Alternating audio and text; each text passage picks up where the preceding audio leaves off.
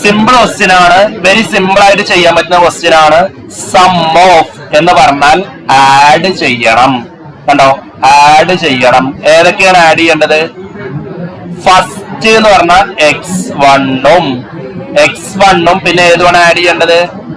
x30 കൂടി add ചെയ്താൽ എത്രയെന്നാ പറഞ്ഞിട്ടുള്ളത്? 60. വെരി സിമ്പിൾ ആണ്. ഇങ്ങനെ ഒരു സാധനം വന്നു കഴിഞ്ഞാൽ വേറെ ഒന്നും നോക്കണ്ട, ഇവിടെ മാല ഇട്ട് കൊടുക്കുകയാണ് വേണ്ടത്. ക്ലിയർ അല്ലേ? ഇവിടെ മാലയാണ് ഇട്ട് കൊടുക്കേണ്ടത്. ഇതിലെ ബി ക്വസ്റ്റ്യൻ ഇതാണ്. സെക്കൻഡ് ടേമും 29ാമത്തെ ടേം കൂടി കൂട്ടാന്. സെക്കൻഡ് ടേമും 29ഉം മാല സെയിം ആണെങ്കിൽ ആൻസർ എന്ത് എഴുതി കൊടുത്താൽ മതി? സെയിം ആൻസർ എഴുതി കൊടുത്താൽ മതി. സെക്കൻഡ് ക്വസ്റ്റ്യൻ 15ഉം 16ഉം അതും മാല സെയിം ആണ്. മാല സെയിം ആണെങ്കിൽ മുകളിലെ ആൻസർ കോപ്പി അടിച്ച് എഴുതി വെച്ചാൽ മതി. ഇതിനൊക്കെയാണ് വെറുതെ പബ്ലിക് എക്സാമിന് മാർക്ക് കിട്ടുന്നത്, മുകളിലത്തെ ആൻസറുകൾ ഇങ്ങനെ കോപ്പി അടിച്ച് എഴുതി വെക്കുന്നതിന്.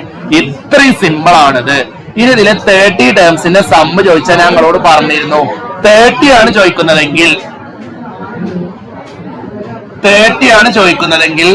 30/2 എന്ന് എഴുതണം. നമ്മളോട് ഞാൻ പറഞ്ഞിരുന്നില്ലേ, 30 ആണ് ചോദിക്കണമെങ്കിൽ 30/2 എന്ന് എഴുതണം. ഇവിടെ എന്ത് എഴുതണം ഞാൻ പറഞ്ഞിരുന്നത്?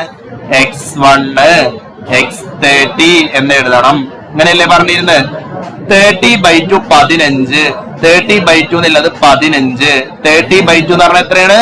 15. ഇത് മാലയാണോ? 31 മാല കിട്ടുന്നതൊക്കെ ആൻസർ എത്ര വരുന്നത്? 60. സോ ഇവിടെ വെറുതെ 60 കൊടുത്താൽ മതി.